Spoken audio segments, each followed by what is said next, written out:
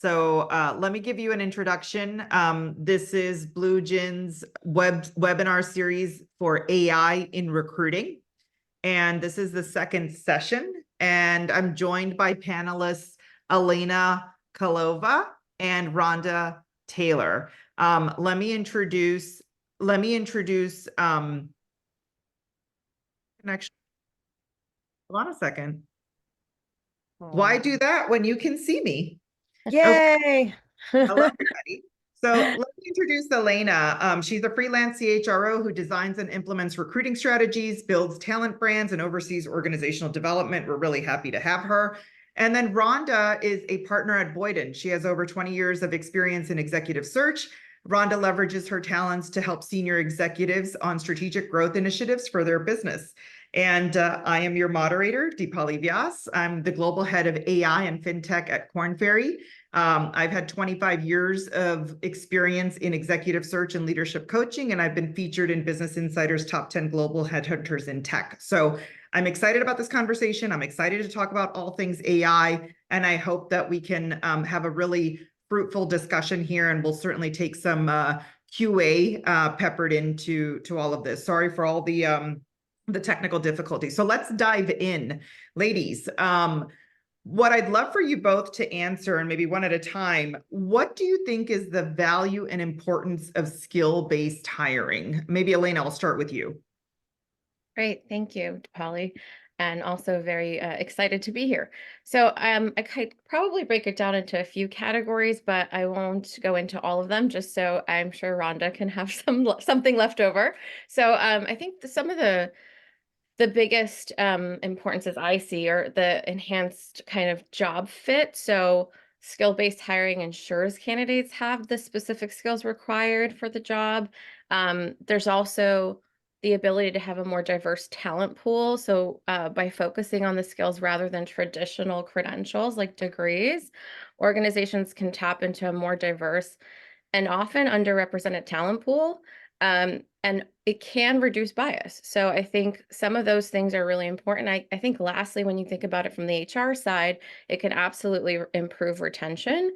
When employees are well matched with their roles based on skills, they're a lot more likely to be engaged and stay in the role longer. Rhonda, what is your view on this? So for me, and I'm happy to be here as well. Thank you so much for the intro. I spent a few years really focused in the diversity, equity, inclusion, and belonging space. So I think going back to what Elena mentioned about just expanding overall hiring pools, if you're able to expand those hiring pools, you're able to allow for more diversity among teams, diversity of thought. There's obviously certain industries that have certain shortages of skill sets. So being able to expand the hiring pool outside of those industries and basing the hiring on skills is a huge advantage.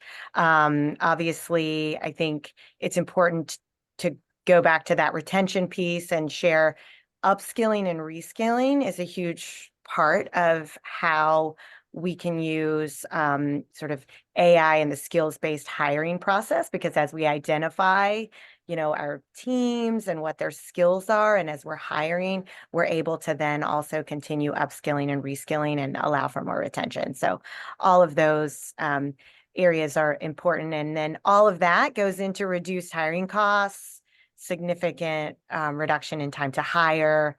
So I think, skills-based hiring, that's where some of the advantages are.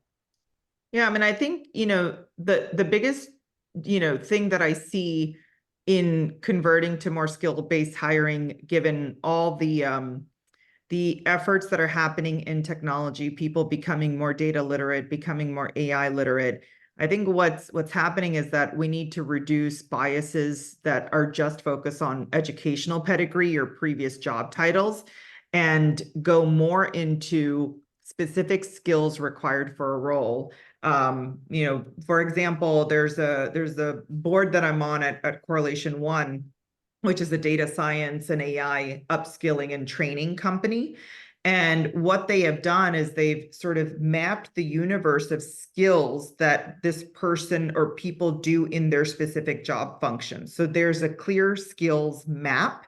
And then what do those tasks do? And so it's almost like a heat map. So now you can kind of thread those skills into what that job function is. And it may not actually be the title of, you know, what we're used to seeing, right? So I think functional titles are good, leveling titles are bad in this case, because now you can't really figure out what those skills are. If someone just says I'm VP of blah, blah, blah, okay, you're a VP of this whatever internal team that you've named, but what are the skills that you have that you're bringing to the table? So I do think that there has to be a bigger education process on the employer side to identify, you know, what is it, what are those skills, and are we looking for sort of those micro certifications and things like that in order to pull people into those specific functions. With that, I mean, those are the challenges that I see, and that kind of leads me to the next question for you both. What are the challenges in conducting skill-based hiring? I would say, I've read a lot on some of the challenges in conducting the skill-based hiring. A lot of the challenges that I've seen tie into legacy mindsets. So people not really, ready or willing to adopt this type of change. And so it's really important to think about how you can get the buy-in of the executive team. That's one of the biggest challenges that people are facing when implementing this type of program. And then I think the second challenge that I see is then also going back to what you said, identifying the skills. How do we take this, job description and this job set and say, how do we eliminate the unnecessary requirements from this, and how do we hone in on what the true skills are and create a program around that? And that's a big challenge. People don't always know what it is that the skills are needed or necessary, one, for the role, or two, within their team. So there's a huge challenge there. Elena, what do you think of, how would you conduct a skills-based recruiting effort? Like what does an employer, hiring manager, talent acquisition team need in order to conduct those recruiting efforts? Yeah, that's a good question. And I think it does go back to everything that was just mentioned here, especially the first part of it is identifying the key skills, agreeing on what those are. So getting that hiring manager buy-in, making sure you do a thorough job analysis, and, AI tools will help with that as well, like you mentioned, Polly. And I think after you develop the assessment, it's really about like the candidate sourcing piece and making sure that you're not only, getting the right type of folks in, but also thinking about like validation and calibration, like regularly validating and thinking through the assessments to ensure that they're accurately measuring the required skills is really important. I don't know that we have a crystal ball into how to do this perfectly, but I do think checks and balances are needed for that piece. And then, structuring the interviews properly, making sure that the skills needed are identified. And I think continuous improvement is kind of the last piece of it, because you have to go back and make sure that, you're refining the process and getting feedback not only from your hiring managers, but also potentially from the candidates side. So doing surveys from the candidate side. Yeah. There's actually a timely question that was posted, and someone says here, it's important to ensure that skill definitions are aligned across hiring manager, recruiter, and candidate. How can this be achieved? E.g., data science skills include tools and knowledge and algorithm knowledge, which calls for different types of candidates. And so, I'll put my view in and lean into you both. But in terms of successfully implementing skills-based hiring, my view is that defining clear competencies, we have to identify and articulate the specific skills and competencies. This is that what I was referring to in terms of that heat map. What are the skills? What are the specific competencies? And then I think that assessment tools are a really great way to assess specific skills. So using skills assessments, practical tests, simulations, all of the things that are sort of the doer or the practical nature of it. And then training recruiters, right? Training the internal recruiting team to recognize and assess skills effectively. So whether it's giving the right assessment and reviewing that assessment, and then, like you said, the continuous improvement. But curious as to your thoughts in getting that alignment from hiring manager, recruiter, and candidate.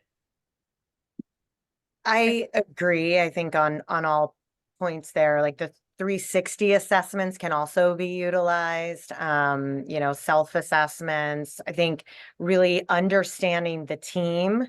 The skills are important, but it's also like, what are the lack of skills within the team? So that way you can identify clearly like what skills are needed, and then, you know, and then execute a strategy based on that. But as far as getting the buy-in and really engaging the leadership, I think you have to understand how those folks are thinking about this problem. And a lot of it comes down to, you know, cost savings, time savings across the team. So those are going to be really important. And then, of course, eliminating bias. But you know, helping to ensure that the leaders understand that they're not doing something wrong. It's more about like, how can we do this better? And how can we achieve our goals in a different way than we've done before? And of course, truly setting benchmarks for what, you know, good looks like for this role. And for, you know, those benchmarks a lot of times sort of de-emphasize what's on a resume, which again goes back to, you know, getting the hiring leadership's buy-in and ensuring that everybody's on the same page. Yeah, I mean, I think that's true. I think that just has to be a very long, hard look at the team and a complete diagnostic of here's what the team looks like. Our team has dominant players in this skills. We lack, you know, skills here. So maybe a DISC assessment of the team overall. What quadrant do they lie in? And Yeah. that's more like sort of the soft skills. And then we get to sort of the hard skills, right? Which is what we're talking about here, skills assessment. And then that means, you know, who's doing I'm going to just use the framework of data and AI realm.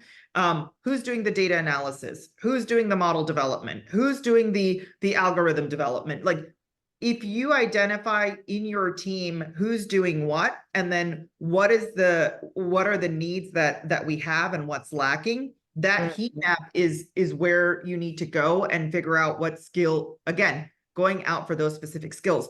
There's another question that came in. So when a job seeker's previous titles do not fully encompass all the skills they utilized in their roles, what challenges do they face in the recruitment process to be considered for a job? And recommendations can help them keep their resumes concise. This is a really good question. I'll certainly have a point of view, but Elena, what are your thoughts on that?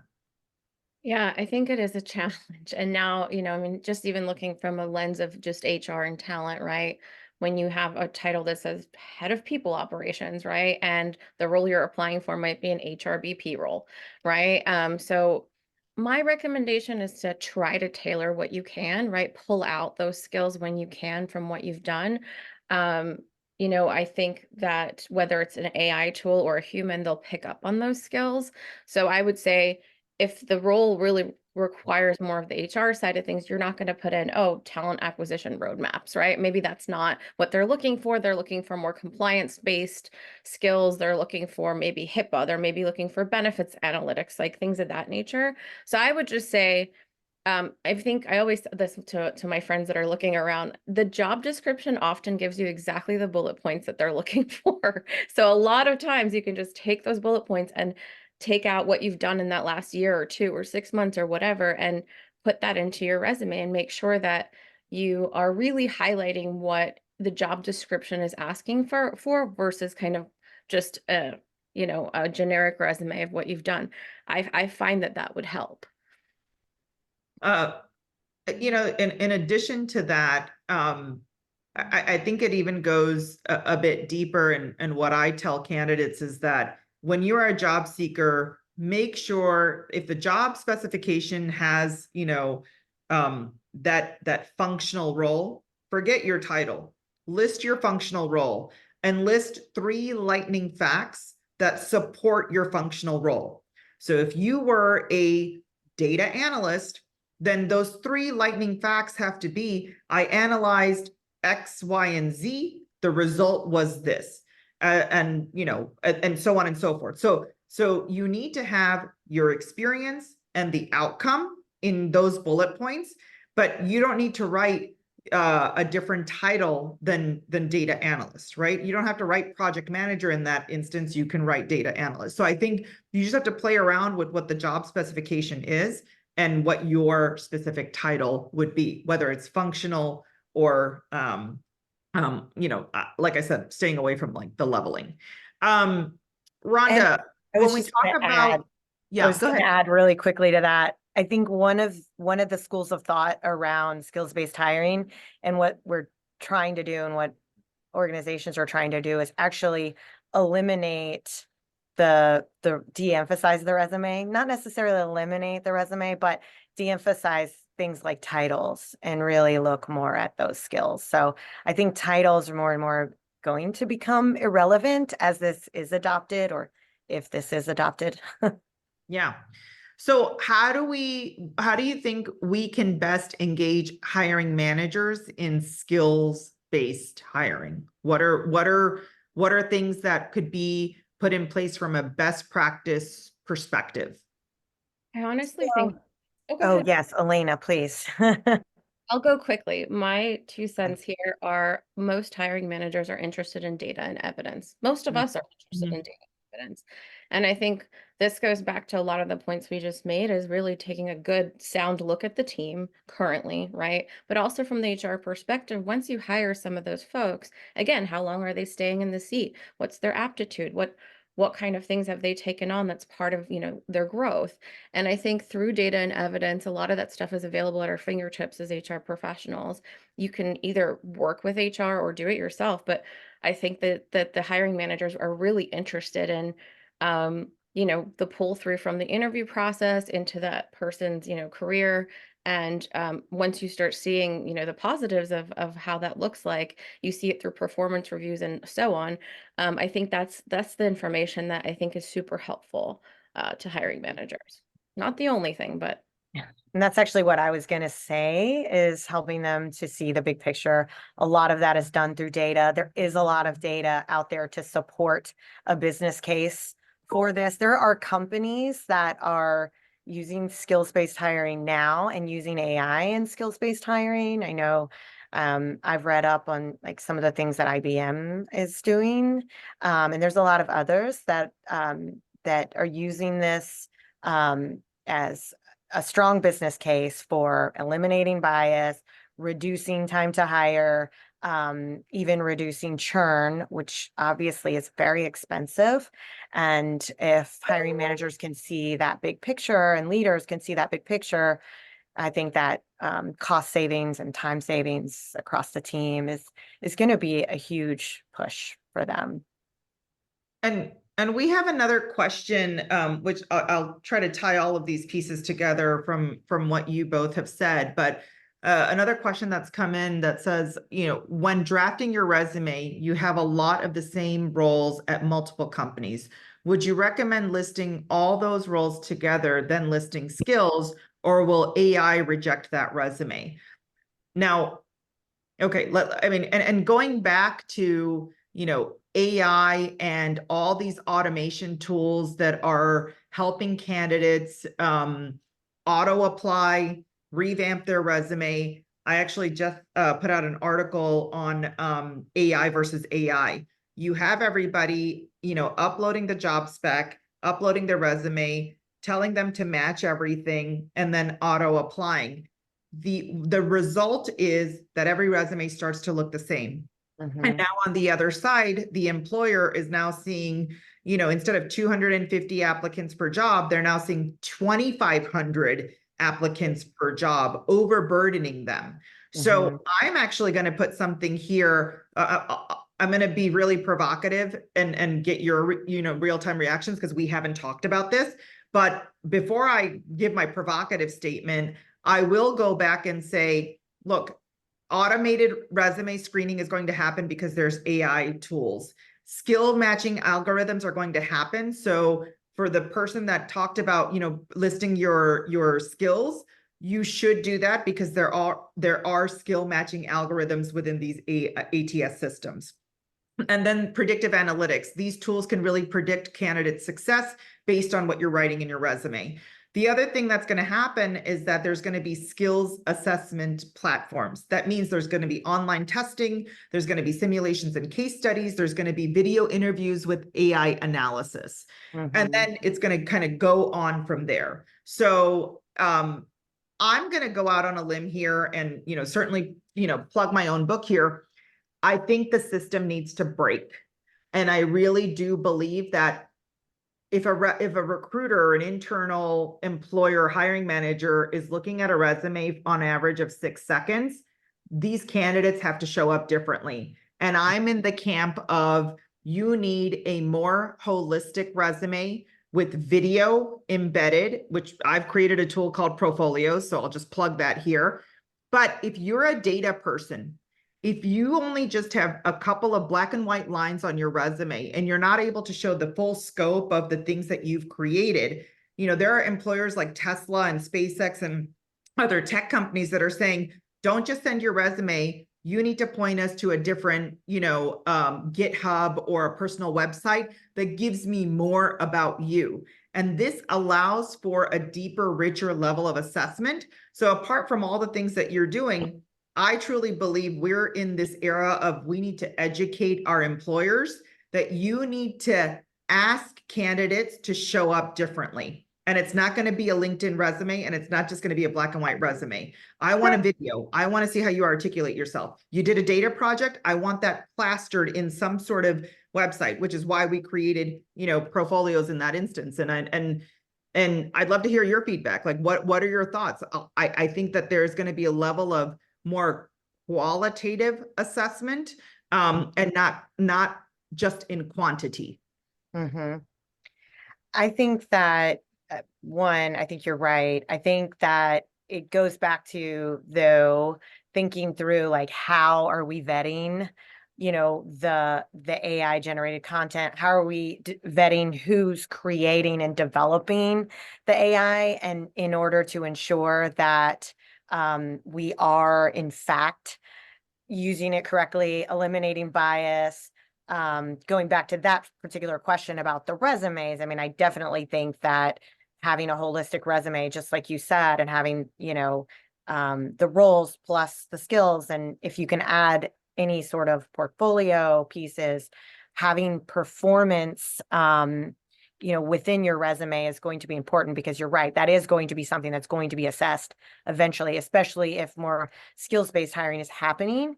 Then it's all going to tie back to performance, and that's how the skills are truly You're right vetted. about that. So Yeah. instead of having sort of, like, let's say on your LinkedIn, you're getting endorsed by these people or whatever, and you can post your mini certifications and things like that.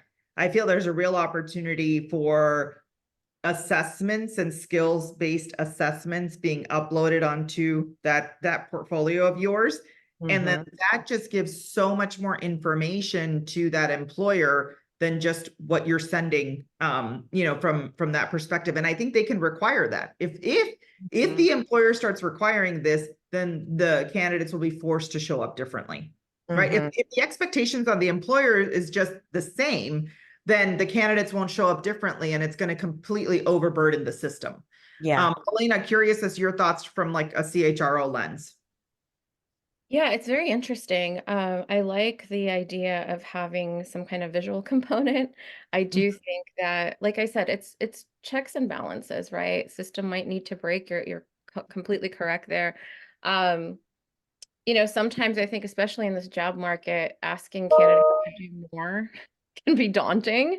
And so I'm wondering if that's just too much, right? Like I would hope that we're trying to make the candidate experience easier for the candidates. It shouldn't just be about, well, company wants to hire X, Y, and Z, and so let's just go through it, the way that we want to. I think the employee experience, or the future employee experience is really important. I know I've heard, like, a daunting kind of process, whether it's interview, whether it's application, that can drive candidates away, that at that point and in the future, Yeah. right? So I, that's something interesting to think about. Yeah. I think that's a really good point, but I also think that you as a candidate are your own brand.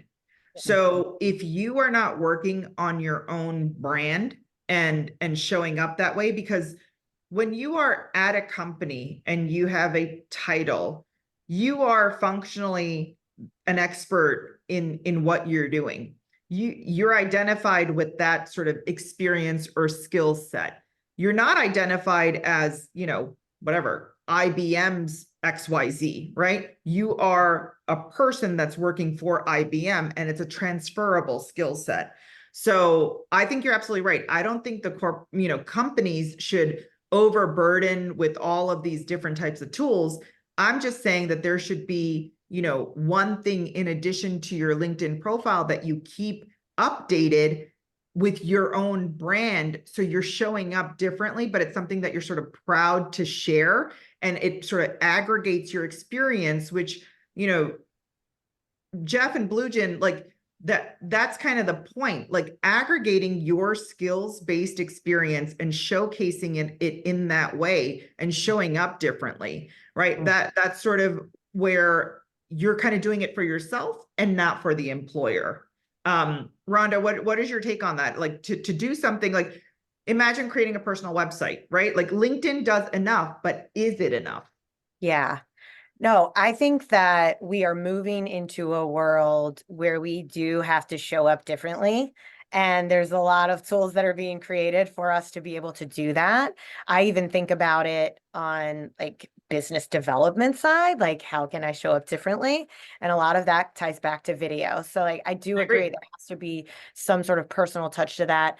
But going back to what Elena said about the candidate experience, the candidate experience, it should be at the forefront of the decisions that companies are being made, because if it's not, it is going to affect the employer brand. Yeah. So it's like a delicate balance, of ensuring that you have the right candidate experience so that your, employer brand can be recognized as one that is a place where people want to work and they want to invest their time. Yeah. Same thing, for your candidate brand, you want to ensure that you're showing up differently and Totally. you're using tools that can help you do that. And I'm conscious of the time. I'm going to take Yes. two more questions that are popping in here. So someone said, one of the panelists, and I think it was Elena, mentioned data and evidence. Can AI tools explore evidence for each skill that is listed rather than accept any listed skill? That's an interesting question. I think AI is learning alongside of us. So I'm not sure that, I mean, as you can see, ChatGPT has grown with us. And so I think it's going to continue to learn, and hopefully we put that learning in the right direction. I'm not 100% aware of, if that's actually happening currently. So I don't know if anyone in this panel has more of an eye on this than I do. I think that I think AI tools certainly they're picking up as many resumes are being submitted, and looking at sort of the LLMs behind these tools. What they're probably picking up on, and machine learning is picking up on, is if you are a specific sort of subject matter expert, then the data and the evidence that's supporting your expertise, I think that's what it's going to be picking up on. So I think over time, that data evidence-based, resume, those AI tools will pick up on, okay, if you're saying you're this, then you should have these things. And so it may knock you out of the system, or it may keep you in the system. So I think that's what's going to happen. And that's where we're going to kind of see sort of that predictive analytics come in as well, right? So if you're saying you're this, then you should have these sort of skills, listed on your resume. Another person, Justin, I see you, I hear you. Justin says he attempted to start a video resume business 10 years ago, and clients were reluctant to go on camera. It's not natural for everyone. But if it helps you stand out amongst the crowd, a good videographer editor can help you put your best foot forward, no matter how bad you look and sound. Justin, again, I'm going to tell you what we created on Profolios actually eliminates the need for you to have a videographer, editor, or whatever. It's almost like having a fireside chat with me, answering questions in one clickable link. So everything is embedded. So I really do implore this community, especially if you are shy on camera. This is a way to have an unintimidated way to create a video-centric profile that's going to showcase everything that you're all about. And I imagine many of these individuals that are in tech, right? So Elena and Rhonda, you've done a lot of webinars, you've done a lot of these things. Maybe you've put out thought leadership, at Boyden and your respective fields, Elena, to be able to aggregate that, right? Because most of the time people are just going to Google you. And so if you're going to aggregate those experiences into one profile, it's not going to be like LinkedIn doesn't make it easier for you. So Justin, I totally hear you. I implore you to check it out because it's a great way to kind of just pull everything together in one shot. So I think it is the future. I'm certainly tripling down on it. We've heard crazy things like people getting hired through TikTok, video. And again, it's just interesting how people need to come across. My view is that we're doing this. We're on video right now, right? You're on a Zoom video with a client. You're on a Zoom video for an interview. So I think the less intimidating it is for everybody to come across on video and be able to articulate your ideas, because you're not always going to have the room to walk in the door if your application isn't even seen by a potential employer, right? So this is your way to get your foot in the door and say, wow, that person really appeared, so different than everybody else that I've seen. Just take, but I'm curious as to yours. 100% agree. I've been vetting video tools as well. Like I said, I mean, just for the business development side, I think that there is a personal element. And I do think that companies will likely start to embed this into some of those processes, also going back to like the data and evidence piece. I think AI is being used alongside of people, right? So there are people that are taking the data that AI is providing. So for instance, if there's certain skills that, I think in like the application process that need to be vetted more, AI can prompt for like more responses around those skills to help better, determine what the evidence is around those skills. So I just think all of this is being used together, video for assessments, AI for data, all of that to come to a place where, we're not looking at a person in a narrow construct, which truthfully is what happens most of the time in the hiring process. Yeah. If they didn't come from this industry, if they don't have exactly this job title, this is really eliminating a lot of the challenges that people are seeing. Somebody mentioned kind of the gatekeeper of AI, like those challenges come from a system that is broken, where we're looking at the job titles, where we're only looking at specific industries, we're only looking at people coming from specific educational backgrounds and companies. And so, again, eliminating jobs for a lot of people that are qualified and capable. Well, and we have 2 minutes left, and so I'll try to kind of summarize the discussion here in that skills-based hiring is really identifying transferable skill sets for the job function that you're hiring for. And so for the employers that are listening on this webinar, it's really doing a diagnostic of what skills your team has, what are they missing, and what is the skills map that you need to hire for. And you need to eliminate biases from, job titles, educational pedigree, and specific industries to a very specific transferable skill set for someone to come in, walk in the door, and do that function.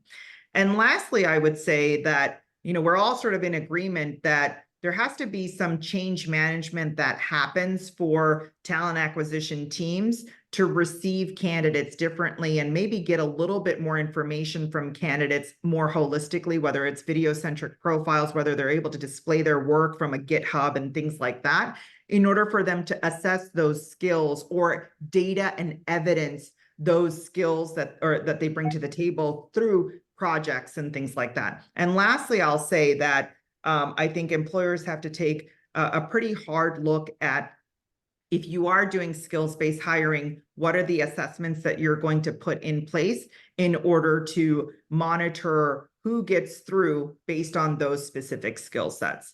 I think I've kind of summarized all of it. Ladies, anything that I'm missing? That was a great summary, Dipali. I have to say that we really enjoyed the Q&A, and certainly you can find Rhonda, Elena, and myself on LinkedIn, and come to us for any other questions. Jeff, thank you, and thank you and BlueGen for putting this webinar together. I think AI in recruiting is going to be the hottest topic, whether it's AI in recruiting for ATS systems, whether it's resumes, whether it's, skills-based hiring. I think AI is going to affect each step of the process. So really enjoyed this conversation. Can't wait for the next series. And thank you, everybody. Yes, thank you. A couple quick housekeeping comments. Thank you again to everybody, especially the attendees. Someone has asked about a copy of the recording. We are eventually going to make it available on bluegen.com, and that's BlueGen without an E, for those of you who want to spell it. Also, this is a series. The third in the series will be sometime in the middle of July, and it'll be on the topic of internal and external collaboration. As we do AI in recruiting. So look out for that. If you've been seeing either on our LinkedIn or maybe getting an email, or if you have a direct question, info@bluegen.com.